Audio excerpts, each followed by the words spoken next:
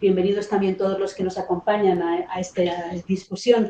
Yo creo que la desinformación es un reto europeo, pero es un reto global. Sobre todo, estamos viviendo un momento de transformación tecnológica y esta transformación conlleva también una transformación política, una transformación social. Creo que estamos viendo cómo nos ha cambiado el concepto de poder, el concepto de amenaza, los escenarios de confrontación, si pensamos, por ejemplo, en el ciberespacio. Todo eso influye y todo eso supone nuevos retos para las democracias occidentales o para las democracias liberales en general. La Unión Europea es consciente de ello, ha vivido su propia evolución ante este tema, es consciente de que ha cambiado el panorama político y el panorama social y el panorama mediático. Tú misma que eres periodista.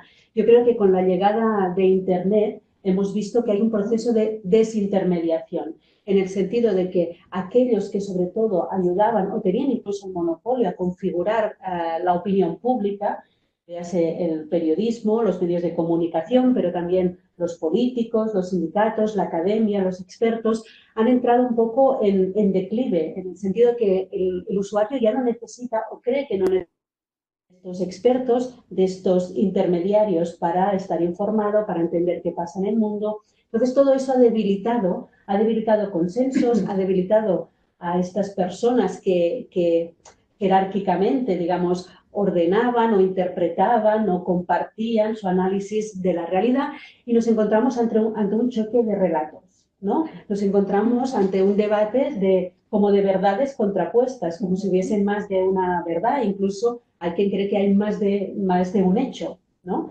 Que eso también ha cambiado el concepto de verdad, ha cambiado el concepto de qué consideramos un hecho incuestionable, ¿no? Porque tenemos en estos momentos líderes políticos que hablan de verdades alternativas, de hechos alternativos, por tanto, interpretación constante.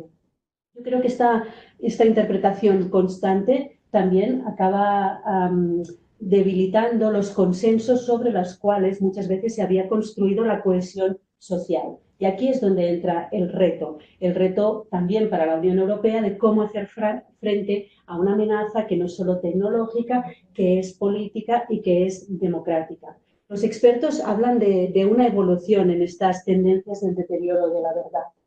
Hay como 4 tendencias. La primera, lo vemos todos cada día y lo vemos también en los medios de comunicación y en el debate público, yo creo que estamos ante un creciente desacuerdo entre hechos y no siempre casa lo mismo. También estamos ante unas líneas más difusas entre opinión y hechos. ¿Cuándo estamos opinando? ¿Cuándo estamos informando? También estas líneas son cada vez más difusas, más grises, ¿no? Hay un incremento relativo también, yo creo, de la cantidad, de la capacidad de influencia de la opinión. Incluso de los opinadores. ¿Quién es hoy un opinador? ¿No? Hay muchas tribunas. Internet ha creado los llamados influencers, ¿no? Nuevos opinadores que tienen capacidad de llegar a un público muy amplio. También es verdad que Internet ha dado voz a personas que antes quizá no tenían acceso a los grandes medios de comunicación o a los grandes canales de comunicación. En sentido positivo, ha democratizado, ¿no?, también la información y ha democratizado esta oportunidad de tener una voz propia. Y finalmente yo creo que habría una erosión, ¿no?, en las fuentes de información, en la confianza de las fuentes de información, y todo eso pues dibuja un panorama mucho más complejo, con más ruido mediático, ¿no?, con muchas más versiones distintas de unos mismos hechos. De todas maneras, yo creo que es importante saber que la desinformación no es un fenómeno nuevo, que no ha empezado con Internet, que parece que todos los males son de anteayer. Yo creo que la desinformación ya estaba allí, siempre ha formado parte, incluso, no nos engañemos, la mentira siempre ha formado parte del discurso político. Y en la Unión Europea también eran conscientes de ello. Y les voy a poner un ejemplo para demostrarles que la Unión Europea ya sabía que tenía un problema de desinformación mucho antes de que existiese Internet. A principios de los años 90, la Comisión Europea se dio cuenta que había muchos artículos de prensa, que había titulares de prensa que muchas veces vendían una versión distorsionada de la información que salía de Bruselas. Entonces creó un blog, era muy al principio, creó un blog donde iba recogiendo los titulares de estas noticias que consideraba que eran falsas y muchas veces eran incluso titulares difíciles de creer. la Unión Europea quiere regular la curvatura de los plátanos, del banano. Y empezó a realizar una lista muy larga que todavía sigue vigente y se dio cuenta que casi el 80 o el 90% de informaciones falsas que alimentaban ese blog salían de los tabloides del Reino Unido.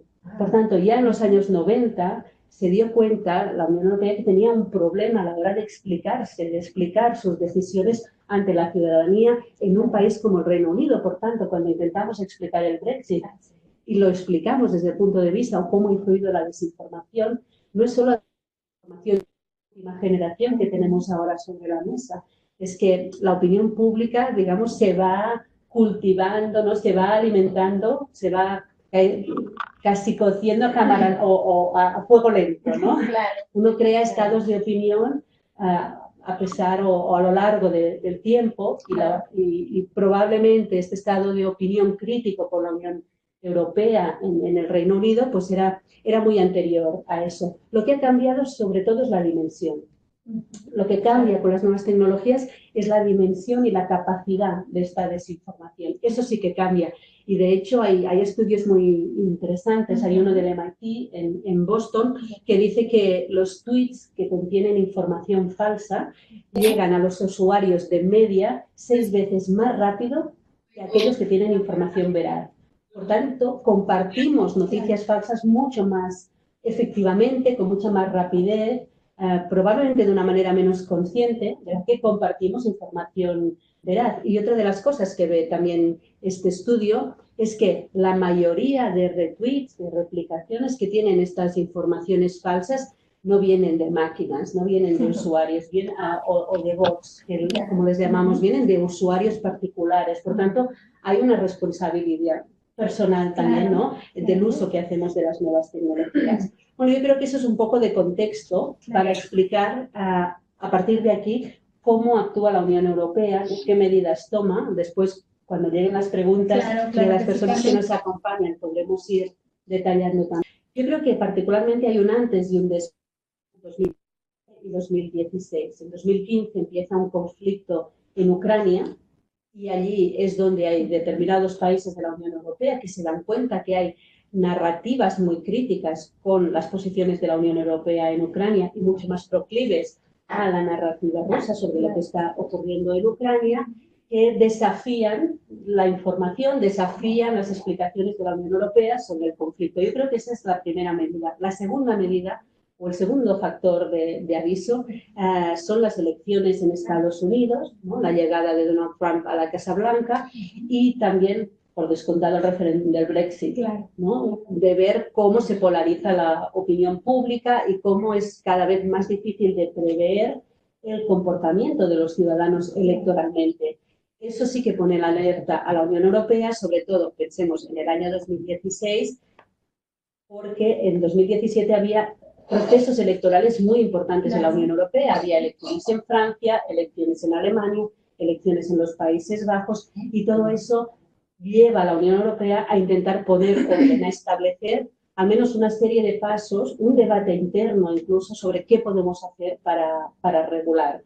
Y a partir de ahí han salido iniciativas distintas. Salió primero un grupo de alto nivel que hizo este ejercicio de reflexión, que habló con los Estados miembros, y después empezaron a ponerse distintas opciones sobre la mesa. Yo creo que uno de los retos más importantes que tiene la desinformación o la gestión de la desinformación es que está claro es que no hay una sola solución mágica para hacer frente al problema, y la misma Unión Europea ha ido ensayando pues distintas soluciones, o al menos distintos instrumentos para hacer frente. El primero de todos, un poco bebiendo de esa idea original de ese blog que se llamaba o se llama Euromit, lo primero que hizo fue empezar también a crear una unidad de comunicación estratégica en el Servicio de Acción Exterior de la Unión Europea, que es una unidad de comunicación para el este de Europa. Entonces, esta unidad lo que hacía era intentar detectar todas estas informaciones y qué narrativas, sobre todo, de qué manera se estaba retratando la Unión Europea, para ser conscientes de qué narrativas se tenían que elaborar en la Unión Europea, un poco para contrarrestar.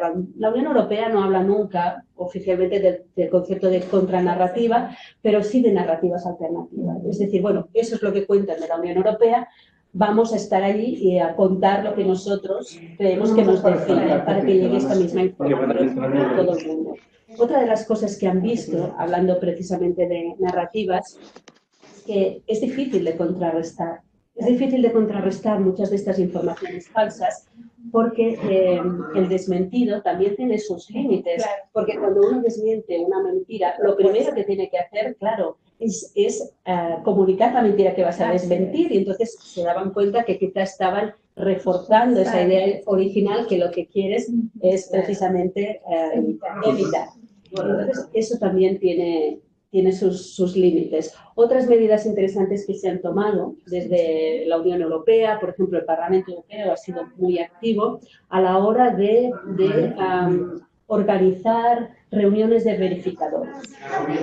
Han puesto el acento sobre todo en esta idea de que está bien, de que sean los propios medios de comunicación, los propios periodistas o la sociedad civil en general la que haga este ejercicio de control, ¿no? De verificación de la verdad. Y entonces, en ese sentido, también han salido pues, iniciativas un poco para coordinar o para ayudar o para dar apoyo precisamente a estas organizaciones de verificación que cada vez son más numerosas en la Unión Europea en general.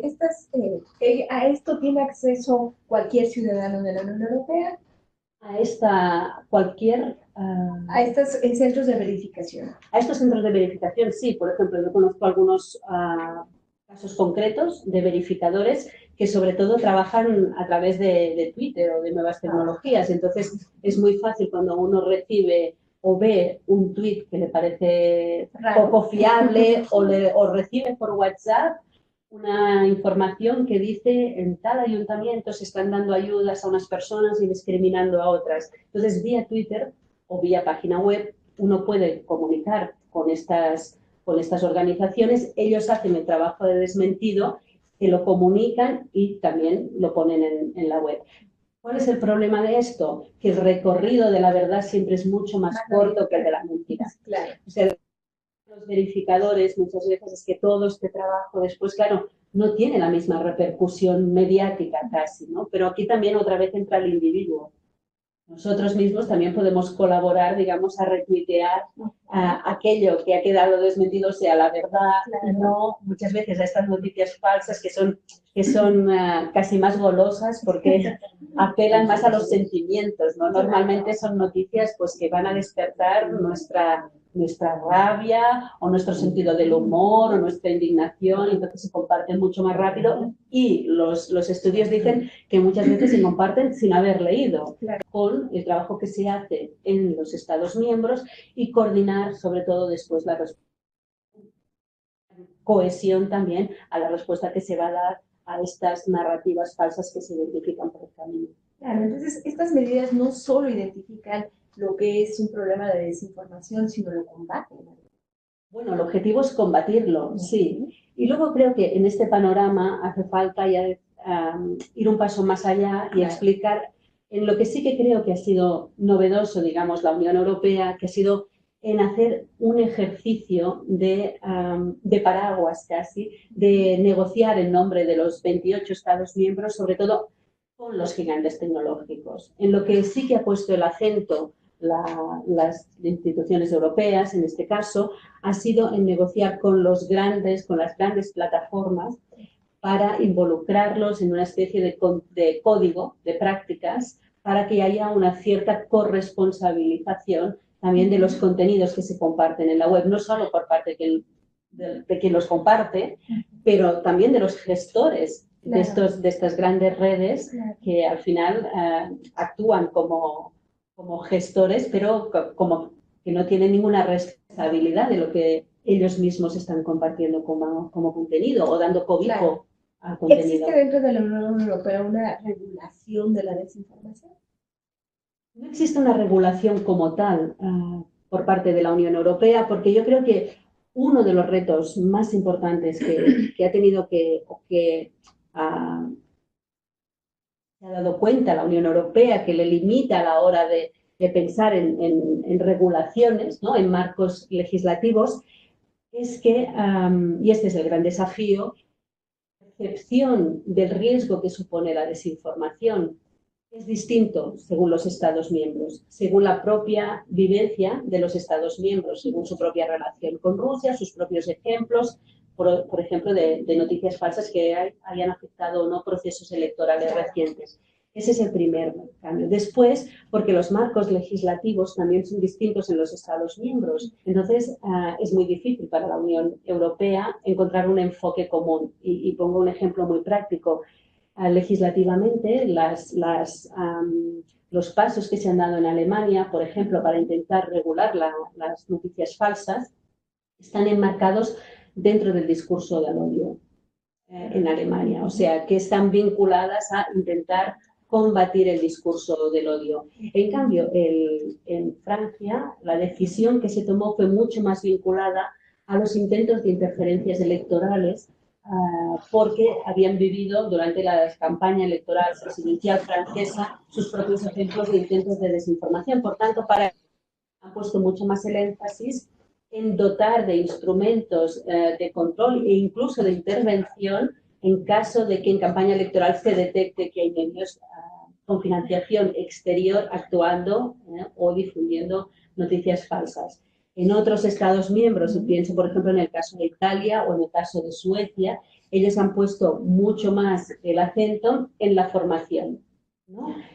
Educación mediática de los jóvenes. Por tanto, eso hace que la Unión Europea actúe de paraguas, por ejemplo, con estas negociaciones con las plataformas digitales, porque uno tiene mucho más fuerza negociando en nombre de 500 millones de habitantes que de 40 o de 18, pero ha dejado la parte de la legislación a los Estados miembros para que cada uno lo adapte a sus propios códigos legislativos o penales incluso. Claro. ¿Se ha identificado, Carmen, en qué momento y en qué circunstancias específicas sube la desinformación en los países de la Unión Europea? Pues no sé si hay un estudio tan concreto. Sí que es verdad que la desinformación se vive como un reto mucho más urgente en periodos electorales, por descontado, porque las consecuencias son mucho más inmediatas cuando uno está esperando los resultados de las urnas. Entonces, sí que ha habido en la Unión Europea una intensificación de medidas. Por ejemplo, este sistema de alerta rápida que yo mencionaba precisamente se pone en marcha justo pocos meses antes de las elecciones europeas, porque sí que había un interés en controlar este tema en procesos electorales. Después, el ejercicio de construir tus propias narrativas, el ejercicio de estar alerta sobre los grandes mitos que circulan por Internet sobre la Unión Europea, el tipo la Unión Europea es demasiado burocrática, la Unión Europea no utiliza bien el dinero del contribuyente, pues todo eso al final es un ejercicio de largo recorrido, no está tan limitado a los meses de una campaña electoral, ¿no? Es una construcción, lo que hablábamos antes de la construcción de la opinión pública, cómo va creando uno un estado de opinión, eso ya necesita un trabajo de largo recorrido. ¿Y por países, Carmen, hay algún estudio o alguna identificación? De hecho, yo creo que también cambia bastante a nivel de los Estados miembros. Por ejemplo, antes hablaba de si hay percepciones distintas entre Estados miembros, ¿no? Para algunos Estados miembros la desinformación está muy vinculada a Rusia, para otros no tanto. Para algunos Estados miembros la desinformación está vinculada a fuerzas de extrema derecha. En otros Estados miembros no hay fuerzas de extrema derecha, naturalmente tan potentes como en algunos de sus vecinos. Pues eso cambia las percepciones. Otra cosa que puede cambiar, yo también creo, al final son ¿cómo lo podría decir? El nivel de euroescepticismo de la propia población, ¿no? Si tienes una población que es más o menos escéptica, eso influye. Y finalmente también creo que influye, y eso es interesante, el nivel de credibilidad de los medios de comunicación, ¿no? Por ejemplo, hay Estados miembros, como cuentan, ¿no?, los expertos en Suecia. Suecia es un país donde los medios públicos tienen un gran nivel de confianza de la ciudadanía. Entonces uno siente que tiene recursos, que ante la duda tiene medios de referencia en los que confía y puede ir allí a informarse. Hay otros Estados miembros donde y pienso por ejemplo en Grecia, donde los medios de comunicación tradicionales, los grandes periódicos, los de historia y recorrido, no tienen tanta credibilidad cuando uno pregunta a la opinión pública, y la opinión pública recurre mucho más a medios en Internet. Entonces eso también cambia el panorama y los instrumentos que uno tiene para combatir la desinformación. Así que yo creo que es otro de los signos de la Unión Europea, que dentro de la Unión Europea hay realidades distintas, ¿no? Okay. ¿Qué más planea hacer la Unión Europea para combatir esta desinformación? ¿Qué más hay? Bueno, creo que todo eso que se ha puesto sobre la mesa son medidas que van a continuar. Hay otras también, por ejemplo, estas unidades de comunicación estratégica que se pusieron en marcha para el este de Europa, pues de una manera distinta, con otros objetivos, pero también funcionan, por ejemplo, en los Balcanes, ¿no? Y en el norte de África, en el sur del Mediterráneo. También hay unidades de comunicación estratégica pensando un poco las narrativas o cómo se ve Europa desde allí y de qué manera pues, se puede hacer llegar la visión de Europa a ese público en general. Esa sería una. Otra que sobre la mesa, sí, bueno, ha habido formación interna de los propios responsables de comunicación de las delegaciones de la Unión Europea en la Unión Europea y en el exterior, pues lo mismo, para coordinar, para formar a la gente en la detección de estas narrativas, para comunicarse con Bruselas y para tener todos más capacidad de reacción. ¿Alguna medida más que esté también está, por ejemplo, a nivel de la Comisión Europea y del Parlamento Europeo, también han salido iniciativas o al menos compromiso de dar mucho más apoyo al periodismo de investigación y al periodismo de datos, un poco porque no solo se trata de combatir la desinformación, yo creo que también se trata de fortalecer el periodismo. Bueno, tú eres periodista y yo también vengo del periodismo, y la función social del periodismo, ¿no?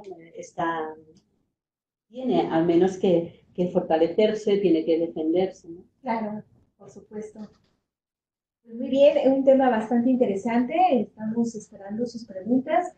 Aprovechamos que está aquí una experta, gran experta en el tema, y para hacerle llegar sus inquietudes. Carmen, también, ¿en qué momento, digamos, es en el que la desinformación apoderarse, digamos, de pues, ciertas situaciones? Bueno, yo no me atrevería a hablar de que se ha apoderado de ciertas situaciones. Yo creo que lo que hay es que es una conciencia de que hay más narrativas allí, ¿no? Yo hablaba con responsables, por ejemplo, del Parlamento Europeo que están trabajando en estos temas y decían, bueno, al final uno no puede luchar contra esta idea de que hay muchas visiones distintas, de que todo el mundo tiene acceso a muchas informaciones distintas, tampoco puedes empezar a replicar o a contestarlo todo. Entonces yo creo que ahora lo que hay por parte de la Unión Europea a nivel de estrategia de comunicación, sobre todo, es trabajar muchísimo en asegurarse de que su propia narrativa estará también allí, estará al alcance de todos, ¿no? E intentar también trabajar en cómo conseguir que esta narrativa, por ejemplo, llegue de una manera mucho más eficaz a la gente, ¿no? Y yo creo que ha habido un esfuerzo, por ejemplo, en las últimas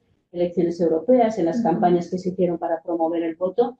Ha habido un intento también de mostrar a la Unión Europea, de explicar a la Unión Europea, la Unión Europea desde un punto de vista incluso más emocional, porque al final eso es lo que llega hoy en día a la ciudadanía. Entonces eso es lo que está ahí. El reto que tenemos ahora, yo creo, es que como la tecnología avanza tan rápido, las medidas que se toman para combatir la desinformación casi que siempre van un paso por atrás, ¿no? O sea, cuando empezamos todo el debate sobre cómo controlar el contenido o debatir la responsabilidad del contenido que está en las grandes redes abiertas, después resulta que la desinformación nos llega por redes cerradas porque llega por WhatsApp. Y ahora que nos planteamos cómo se puede hacer cuando el contenido te llega por redes cerradas y estamos hablando de contenido escrito, negro sobre blanco, resulta que ahora la tecnología nos pone por delante nuevas capacidades de desinformación, como es el deepfake, estas noticias falsas profundas que van más allá del texto escrito, que se trata de manipular las imágenes, la voz, y por tanto que casi acaban con ese dicho que todos teníamos tan asumido del ver para creer, y ahora resulta que cuando la desinformación es también audiovisual, pues cada vez nos ponen ante una tesitura mucho más complicada. Muy bien, Carmen, si quieres, perdón, si me permites, vamos a tomar alguna de las preguntas de las personas. Damaris, gracias por tu pregunta, estudiante de periodismo. ¿Qué medidas estratégicas podría sugerir para combatir la desinformación en México, pero particularmente en los jóvenes? Bueno, el caso mexicano en concreto yo no lo conozco. Para eso ya les pido disculpas antes de empezar, pero sí que creo que hay cosas que son compartidas ante el resto de la desinformación. Y el primero yo creo que es el fortalecimiento de los medios de comunicación. Si es estudiante de periodismo, seguro que es la primera interesada yo creo, en mejorar la reputación de los medios, en ayudar a los medios a hacer su propio trabajo. Creo que uno de los problemas que tenemos, y lo tenemos en Europa, no hablo solo de México, pero ya se habrán dado cuenta que cuando hablo de desinformación no utilizo el término fake news. No me gusta utilizar el término fake news. ¿Por qué? Porque yo creo que es un término que se ha politizado, que ha entrado en el lenguaje político, y muchas veces se utiliza el término fake news para tachar, para etiquetar todo ello que puede ser, por ejemplo, crítico con una información determinada, con todo aquello que disiente, ¿no?, de determinadas informaciones. Entonces, creo que también hay una responsabilidad. La desinformación es un reto, pero no podemos utilizar esta idea de desinformación para todo que nos cuestiona. Entonces, ayudar este papel de control social de los medios, de chequear el poder, ¿no?, que tienen los medios, creo que ese es el primero. El segundo es la formación, la responsabilidad individual, hasta qué punto todos tenemos esta responsabilidad, y en ese sentido, en Europa, por ejemplo, en distintos estados han empezado campañas de sensibilización, sobre todo de los jóvenes, trabajando en institutos, en escuelas de secundaria, para que ellos mismos, que son esta generación digital, sea consciente, ¿no?, de lo que comporta esta generación digital y este uso digital, este mundo digital. Este mundo digital pone más en riesgo a las personas en la desinformación. Bueno, la desinformación sobre todo se mueve en el ámbito digital, por tanto no es que nos ponga más en riesgo, sino que es el gran megáfono, digamos, ¿no?, también de la desinformación. Es lo que ha hecho que esta desinformación, que había existido siempre, ahora tenga esta capacidad disruptiva mucho mayor. Más viaja más rápido, ¿no? Naturalmente, y a ver, no nos engañemos, hay regímenes, hay gobiernos que están creando divisiones de hackers, divisiones de expertos matemáticos para trabajar el tema de la desinformación, o incluso para trabajar su poder en el ciberespacio. Por tanto, yo creo que ese es el ejemplo más claro de que el mundo digital es una nueva frontera, pero que ya está siendo una frontera en disputa, ¿no? Claro. Muy bien. Otra de las preguntas es si nos puedes compartir cuál es el caso más complicado y sonado de desinformación en el mundo. Bueno, es difícil elegir uno. Hay varios. Yo creo que así a nivel general, digamos, el tema el conflicto de Ucrania, yo lo mencionaba porque para mí hay un antes y un después en la percepción de la Unión Europea. Pero después hubo casos concretos en elecciones, en procesos electorales de 2017, que creo que probablemente fueron la gota que llenó el vaso para ver que realmente se tenía que actuar. Y mencionaba, por ejemplo, el caso de Francia y de Alemania, y si Francia, por ejemplo, decide dotarse de instrumentos para actuar en caso de desinformación en campañas electorales, es porque precisamente las últimas elecciones presidenciales, donde se presentaba Emmanuel Macron, pues hubo diversos casos. Uno de ellos, por ejemplo, muy sonado, ya que preguntas si algún caso concreto sonado, es que hubo una réplica de la portada de un periódico belga francófono en el que salía una gran noticia en portada en titular que decía que la campaña de Macron había recibido fondos de Arabia Saudí, y entonces esa portada se compartió muchísimo en los medios y después resultó ser una portada falsa. Habían replicado la portada de la web de ese medio de información belga, ¿no? Pues ese sería un caso claro, práctico, de qué manera uno puede acabar influyendo en el debate político o en una campaña electoral a través de informaciones falsas. ¿Podrías, Carmen, por favor, explicarnos más acerca del código de buenas prácticas como medida para combatir la desinformación? Pues sí, naturalmente. Este código de buenas prácticas, sobre todo, lo que quiere es regular, en cierta manera, la desinformación en línea. Por tanto, va directamente a los grandes, como les decía, las grandes empresas de Internet. ¿Qué pretende este código o qué pide este código? Pide un compromiso, por ejemplo, para incluir salvaguardas contra la desinformación. También pide mejorar el escrutinio de la colocación de anuncios para reducir los ingresos de los proveedores de información, porque no nos engañemos, resulta que la desinformación, si da más clics, pues también da más beneficios económicos con los anuncios. Por tanto, allí hay una parte de modelo de negocio que quizás ha llegado la hora de replantearse. Otro de los puntos es asegurar la transparencia sobre la publicidad política y la de denuncia también, para que los usuarios puedan comprender mejor por qué han sido un anuncio determinado, por qué nos llega una determinada información y no otra. Ese sería otro punto. Hay un cuarto punto, implementar y promover políticas razonables contra la tergiversación, pero ya ves que este es un punto muy general que lo deja todo abierto a que cada uno lo haga como pueda, como quiera o según sus propios marcos legales. Otro punto importante, intensificar y demostrar la efectividad de los esfuerzos por cerrar cuentas falsas. Y en este sentido hemos visto algunas actuaciones en los últimos meses en la Unión Europea, en campañas electorales concretas, por ejemplo, Twitter cerrando cuentas de Twitter que compartían noticias que consideraban falsas. También tengo que decir que ha sido una medida a veces un poco polémica, porque resulta que cerró algunas cuentas que consideraba dudosas, que estaban directamente vinculadas a partidos políticos tradicionales y las tuvo que abrir a cabo de 24 horas. Pero creo que eso, sobre todo, nos demuestra la dificultad de actuar en este terreno que es pantanoso. Claro, claro. La Unión Europea trabaja directamente con los medios para contrarrestar la desinformación. Bueno, trabaja en el sentido que les decía de promover la verificación y de promover el periodismo de investigación y el periodismo de datos. Pero a la vez, yo creo que la Unión Europea también se dio cuenta, o las instituciones europeas en particular, se dieron cuenta de que era muy arriesgado entrar ellas en el juego de señalar con el dedo aquello que consideraban noticias falsas o noticias no ciertas, o noticias, digamos,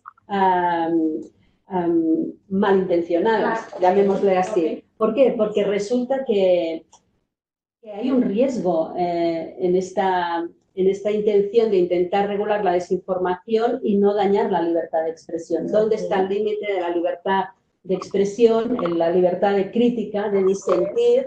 ¿No? Bueno, Hannah Arendt, la filósofa, decía que en la mentira está la libertad, también la libertad de mentir. Bueno, es todo un debate filosófico y ético también el que hay por delante con el tema de la desinformación, no solo mediático. También quiere decir que ha habido otras iniciativas al margen de las instituciones como tal, pero iniciativas que han tenido grandes medios de comunicación en Europa, conscientes de que ellos mismos necesitaban mejorar su reputación, o al menos que era importante para ellos dar garantías a sus propios lectores de que aquella información que publicaban había pasado los propios controles de verificación. Y entonces hay medios como el periódico francés Le Monde, que hace ya un tiempo fueron los primeros, pusieron en su página web su propio, le llaman decodificador, que es un servicio del periódico donde uno puede ir allí, escribir las informaciones que ha leído y el periódico hace ese ejercicio de verificación. Otros grandes periódicos europeos que normalmente ya trabajan aliados han inventado como su propio sello de calidad, ¿no?, que ponen al final de sus informaciones. Yo creo que lo que demuestra es que hay una conciencia de que necesitamos todos reforzar la credibilidad, recuperar esta idea de credibilidad y de confianza, que sobre todo es lo que hace y lo que más daña la desinformación, la confianza en la política, la confianza institucional, en el sistema democrático o en los medios de comunicación. Claro. Muy bien, Carmen. Mónica Lubarda nos pregunta, ¿considera que existen las herramientas necesarias para combatir la desinformación y qué más se puede hacer al respecto? Bueno, yo creo que por todo lo que he dicho ya queda claro que no sé si son las herramientas necesarias. Yo creo que no hay una herramienta que podamos decir esa es la que funciona. Y la Unión Europea sobre todo es ensayar distintos instrumentos, distintas herramientas, distintos enfoques, pero como les decía, cómo la desinformación evoluciona, cómo la tecnología va por delante, yo creo que lo que estamos es en un proceso constante de adaptación.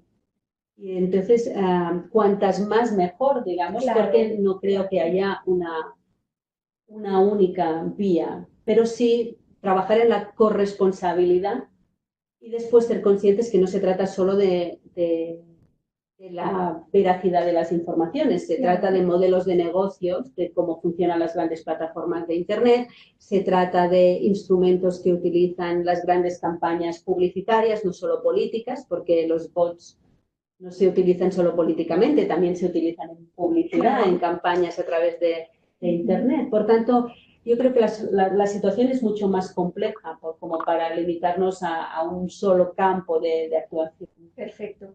Muy bien, mira, Damaris nos pregunta, ¿qué tips podrías dar a los futuros periodistas para evitar la desinformación y asimismo crear conciencia en la sociedad?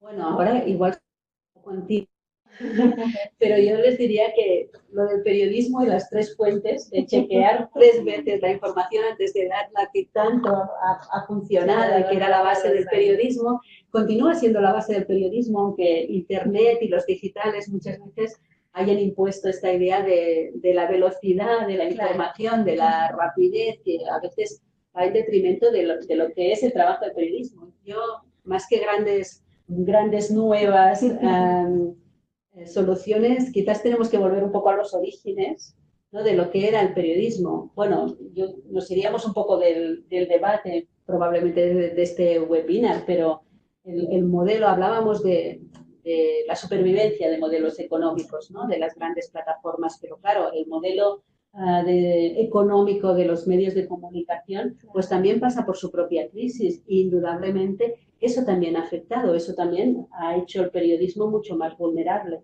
Claro. ¿Cómo afecta esta desinformación a raíz de esta pregunta? ¿Cómo afecta esta desinformación a la ciudadanía, es decir, a la sociedad en el país?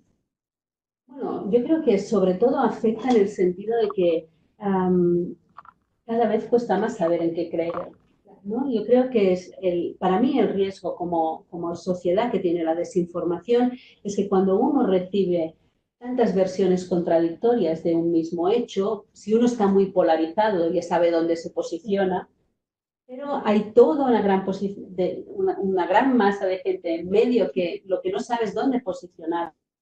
Hay también estudios muy interesantes para los estudiantes de periodismo. El Reuters Institute sobre medios de comunicación ha hecho estudios muy interesantes sobre este tema y ellos a veces está bien porque son un poco incrédulos con esta idea de que la desinformación en la web nos polariza a todos, ¿no? Ellos tienen estudios que demuestran que la desinformación en la web lo que hace es polarizar a aquellos que ya están muy marcados, ¿no?, que ya están muy definidos políticamente y que en cambio polarizar al resto no es tan claro.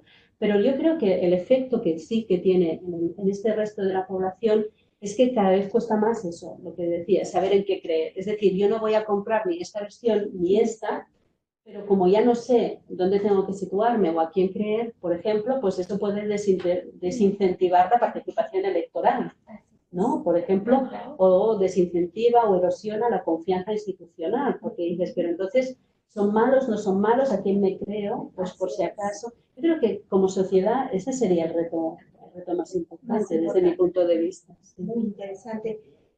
Otra pregunta más. ¿Cómo identificar desinformación con una verdad crítica y libertad de opinión? Claro, claro. Es una línea tan delgada. Eso es lo que decía. Por eso creo que es tan difícil. Por eso es tan difícil. Institucionalmente se han dado cuenta porque han sufrido este mismo debate algunas instituciones europeas cuando han ido precisamente a hacer listas de informaciones que consideraban falsas, que les han dicho desde los propios medios de comunicación, no, esto no es una falsedad, esto es un punto de vista crítico como esto. Entonces, es muy difícil y yo creo que, bueno, aquí están los periodistas y los estudiantes de periodismo. Yo creo que no se puede renunciar tampoco a la libertad de expresión, ¿no? Porque, bueno, no nos vamos a engañar, hay regímenes más autoritarios que otros. Por ejemplo, en Turquía, cuando hay una crisis política, lo primero que se cierra es Twitter, ¿no? Entonces, las redes también son unos instrumentos para la libertad de expresión y por eso yo tampoco no soy muy partidaria de criminalizar la web como tal o de criminalizar las redes como tal, porque tienen un trabajo social, ¿no? Son un instrumento también social y político y de libertad de expresión, si se utilizan como tal, importante. Claro, pero entonces, ¿cómo identificar, antes que nos ven, cómo identificar lo que es una desinformación con una noticia a lo mejor es mentira? Sí. Hay algunos consejos concretos que han hecho a algunos centros que se dedican precisamente a estudiar estos temas y no tengo ningún interés en ellos, pero el Atlantic Council, por ejemplo, hace estudios muy concretos sobre este tema que dan algunas recomendaciones concretas muy básicas. Cuando nos llega una información que nos puede generar alguna duda, ¿no?, sobre la veracidad del contenido, bueno, lo primero, el titular, ya veremos si el grado de escándalo del titular, pero después vamos al contenido. Yo creo que lo primero que podemos mirar es quién es el autor de la información.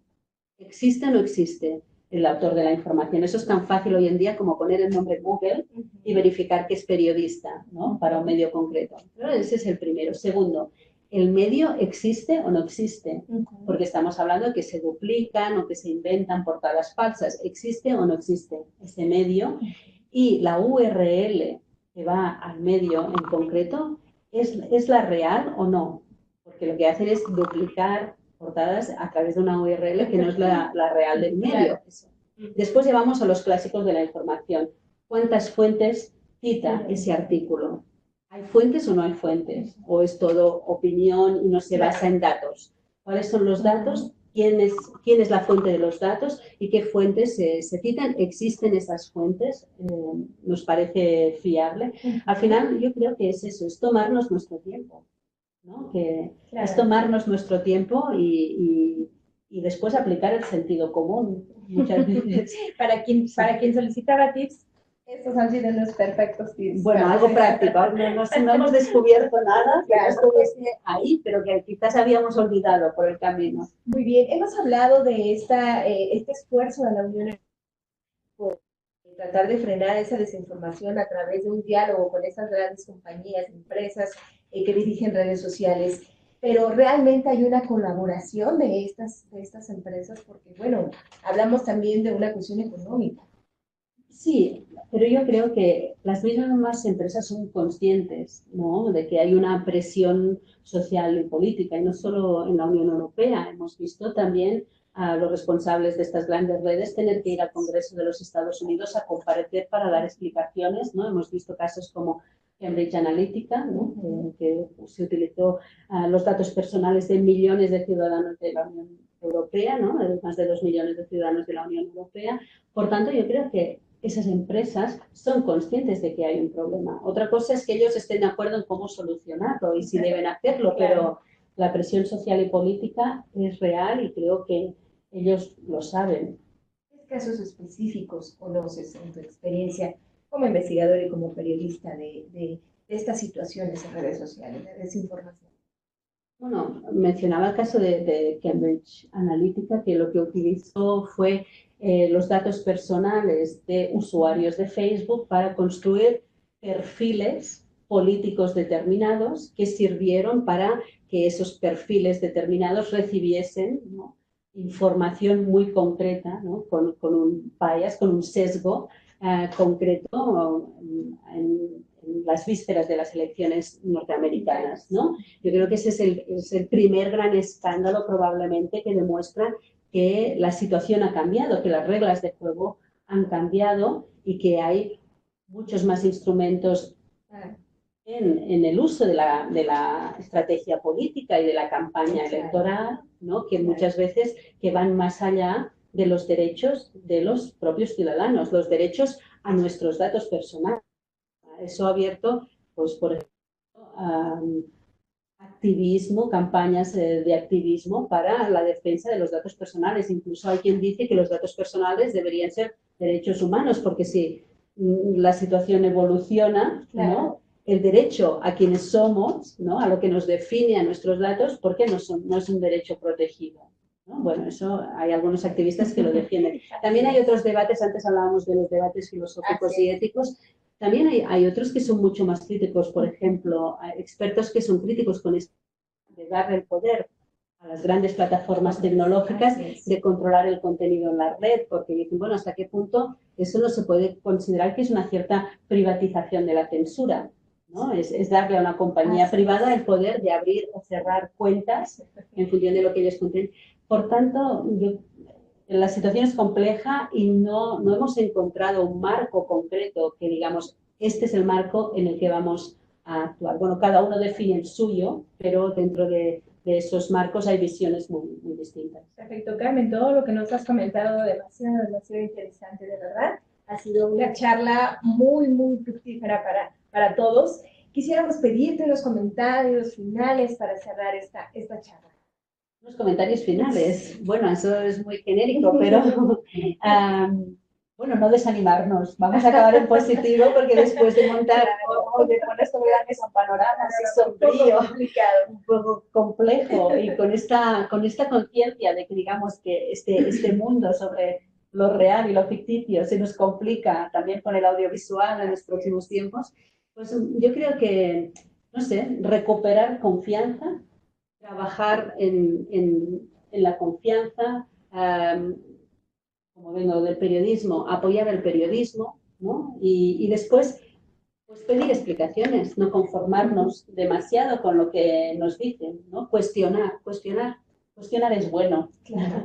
y está bien cuestionar y poner un poco en duda, sin dejar de creer, pero sí sabiendo que nosotros mismos estamos obligados, ¿no?, o tenemos una responsabilidad individual respecto a la información que compartimos, a la información que leemos y cómo nos informamos. Perfecto. Carmen, muchísimas gracias por haber participado con nosotros. A ustedes gracias a todos los que participaron. Sí. Gracias a la delegación de la Unión Europea en México. Muchísimas gracias. Gracias. Buenos días.